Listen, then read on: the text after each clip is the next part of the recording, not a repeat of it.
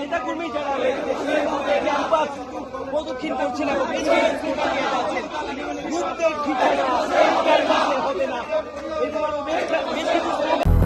200-র বেশি সার্ভিস ও ফিচারে লেনদেনের সব বিকাশ অ্যাপে সম্ভব।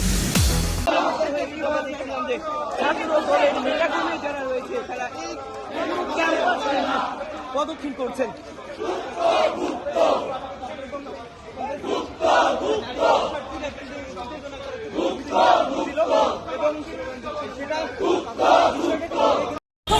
হল থেকে মেয়েরা তালা ভেঙে বের হয়ে আসছিল একটি আন্দোলন করতে।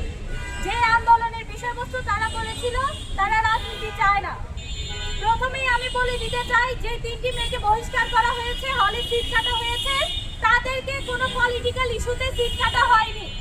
এটার সাথে রাজনীতির কোনো সম্পর্কই ছিল না।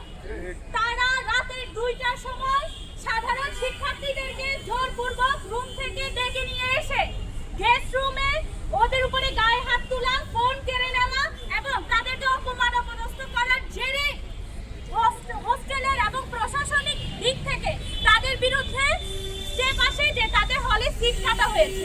কিন্তু তারা উদ্দেশ্য প্রণোদিতভাবে নিষিদ্ধ ছাত্রলীগ এবং মুক্তলীগ একত্রিত হয়ে এই ক্যাম্পাসকে অস্থিতিশীল করার লক্ষ্যে কালকে এই মবটি সৃষ্টি করেছে।